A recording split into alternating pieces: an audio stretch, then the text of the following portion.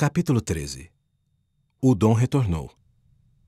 Quando Joseph retornou a Kirtland no final de agosto de 1831, ainda havia tensão entre ele e alguns dos elders que o tinham acompanhado até Independence.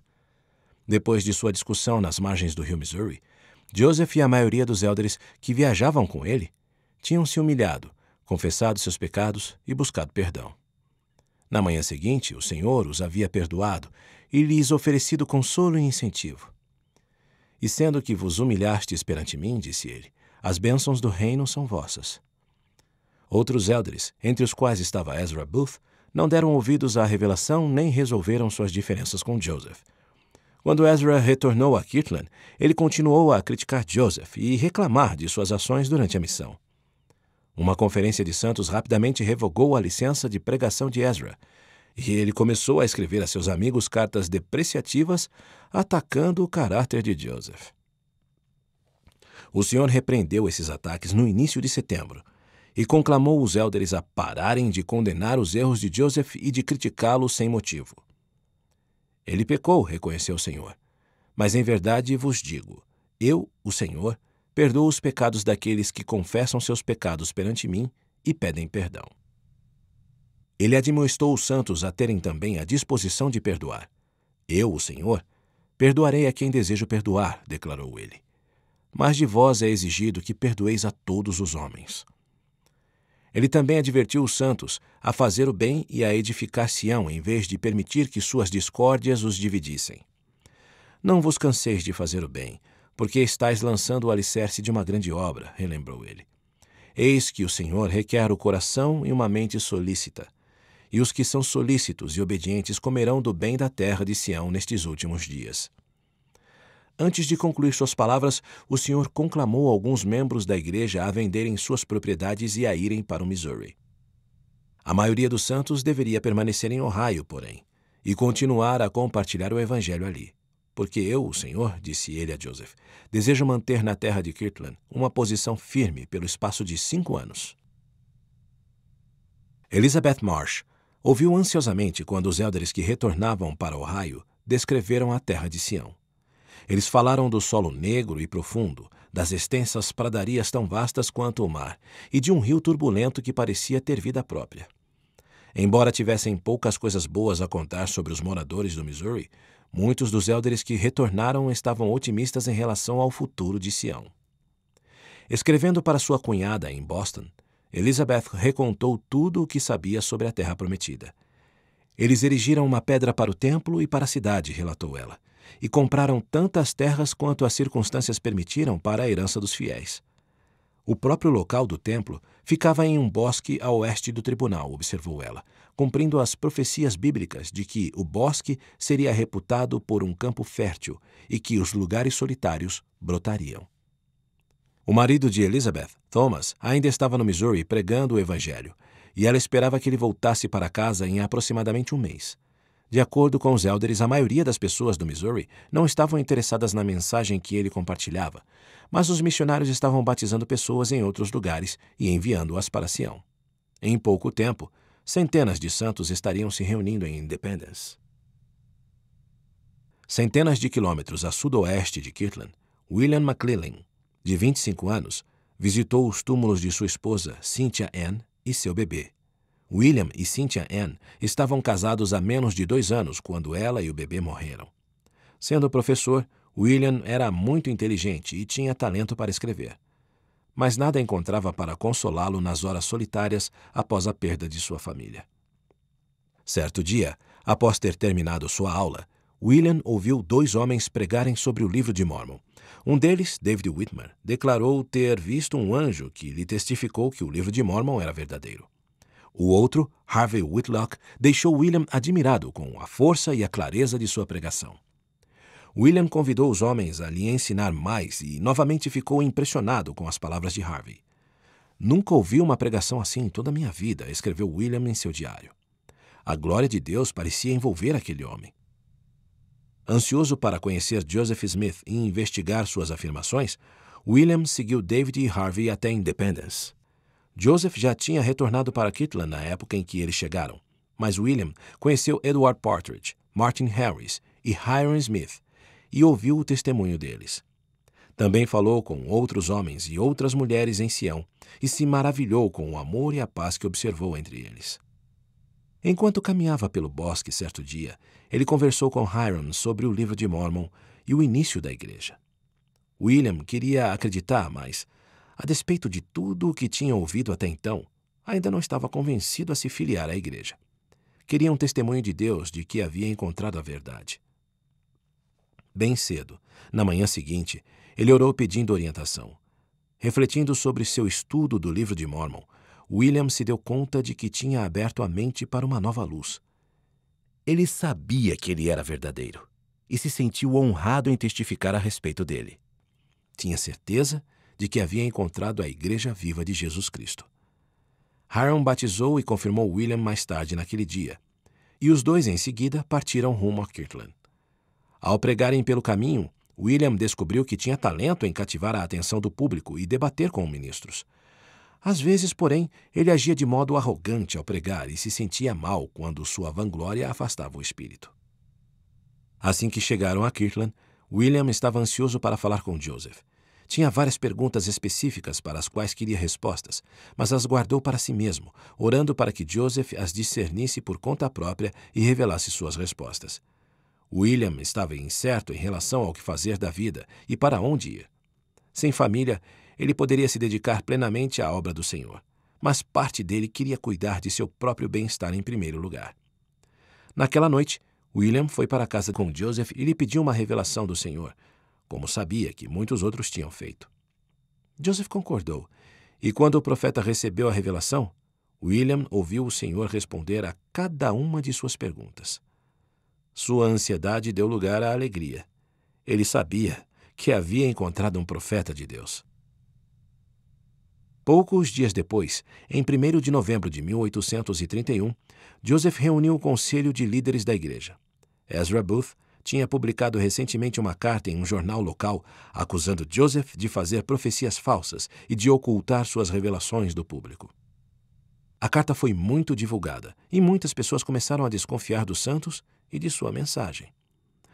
Muitos santos também queriam ler pessoalmente as palavras do Senhor. Como somente havia algumas cópias manuscritas das revelações que Joseph recebera, elas não eram bem conhecidas pela maioria dos membros da igreja. Os élderes que queriam usá-las no trabalho missionário tinham que copiá-las à mão. Sabendo disso, Joseph propôs a publicação das revelações em um livro. Ele estava confiante de que esse livro ajudaria os missionários a compartilhar a palavra do Senhor com mais facilidade e fornecer informações corretas sobre a igreja para os vizinhos curiosos. O conselho conversou sobre o assunto por horas. David Whitmer e alguns outros se opunham à publicação das revelações, preocupados com a possibilidade de que a divulgação dos planos do Senhor, referentes a Sião, pudesse causar problemas para os santos do condado de Jackson. Joseph e Sidney discordavam, insistindo que o Senhor queria que a igreja publicasse suas palavras. Depois de mais debate, o conselho concordou em publicar 10.000 exemplares das revelações como o Livro de Mandamentos. Designaram Sidney, Oliver e William McLellan a redigir um prefácio para o livro de revelações e apresentá-lo a eles mais tarde naquele dia. Os três começaram a escrever imediatamente, mas quando retornaram com um prefácio, o conselho não ficou satisfeito com ele. Eles o leram, debatendo linha por linha, e pediram a Joseph que buscasse conhecer a vontade do Senhor a respeito dele.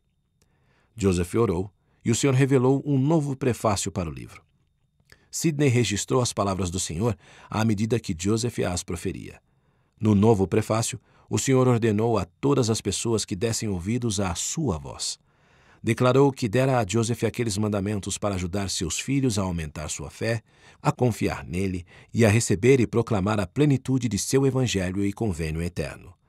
Também abordou os temores das pessoas que, tal como David, estavam preocupadas com o conteúdo das revelações.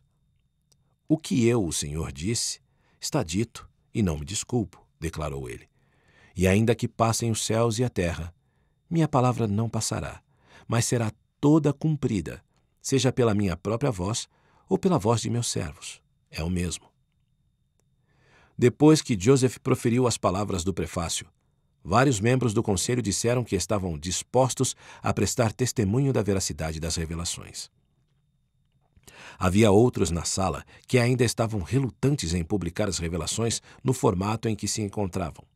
Sabiam que Joseph era um profeta e que as revelações eram verdadeiras, mas estavam envergonhados com o fato de que a palavra do Senhor tinha chegado a eles filtrada pelo vocabulário limitado e pela gramática fraca de Joseph.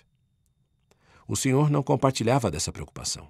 Em seu prefácio, ele testificou que as revelações provinham dele, tendo sido dadas a seus servos, em sua fraqueza, conforme a sua maneira de falar.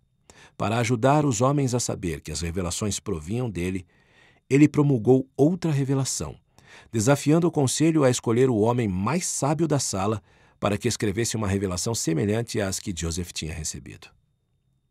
Se o homem selecionado para a tarefa não conseguisse fazê-lo, todos os presentes saberiam e seriam responsáveis por testificar que as revelações do Senhor dadas a Joseph eram verdadeiras a despeito de suas imperfeições. Pegando uma pena, William tentou escrever uma revelação, confiante em seu domínio do idioma. Quando terminou, porém, ele e os outros homens presentes sabiam que o que ele havia escrito não provinha do Senhor. Admitiram seu erro e assinaram uma declaração testificando que as revelações tinham sido dadas ao profeta por inspiração de Deus. No conselho, eles decidiram que Joseph deveria revisar as revelações e corrigir os erros ou equívocos que viesse a descobrir pelo Santo Espírito. Nessa época, Elizabeth Marsh acolheu uma pregadora viajante chamada Nancy Toll na casa dela, em Kirtland.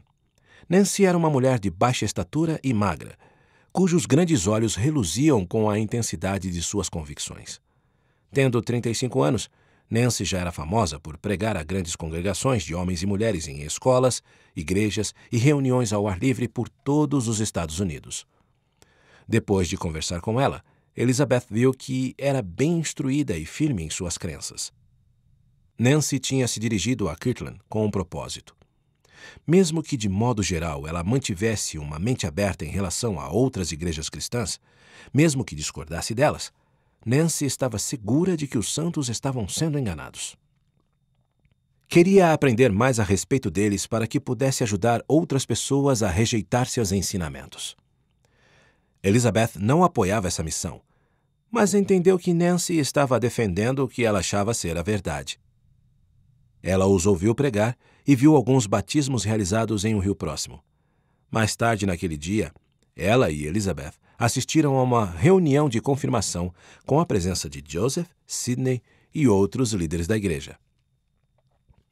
Durante a reunião, William Phelps confrontou Nancy sobre suas dúvidas em relação à veracidade do livro de Mórmon. "Você não será salva a menos que acredite nesse livro", disse-lhe ele. Nancy encarou William. "Se eu tivesse esse livro, senhor, eu o queimaria", respondeu ela. Nancy estava chocada por ver que tantas pessoas talentosas e inteligentes pudessem seguir Joseph Smith e acreditar no livro de Mórmon. "Senhor Smith", disse ela, dirigindo-se ao profeta, "você pode, na presença de Deus Todo-Poderoso, dar sua palavra por juramento de que um anjo do céu lhe mostrou o lugar em que se encontravam essas placas?" "De modo algum jurarei", disse Joseph ironicamente.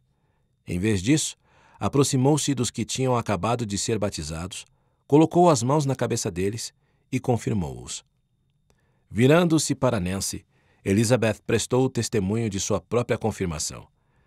"Assim que as mãos dele tocaram a minha cabeça", disse ela, "senti o Espírito Santo descer sobre mim como água quente." Nancy ficou ofendida, como se Elizabeth a tivesse acusado de não saber como era sentir o Espírito do Senhor. Ela olhou novamente para Joseph. "Não tem vergonha de ser tão pretensioso?" perguntou ela.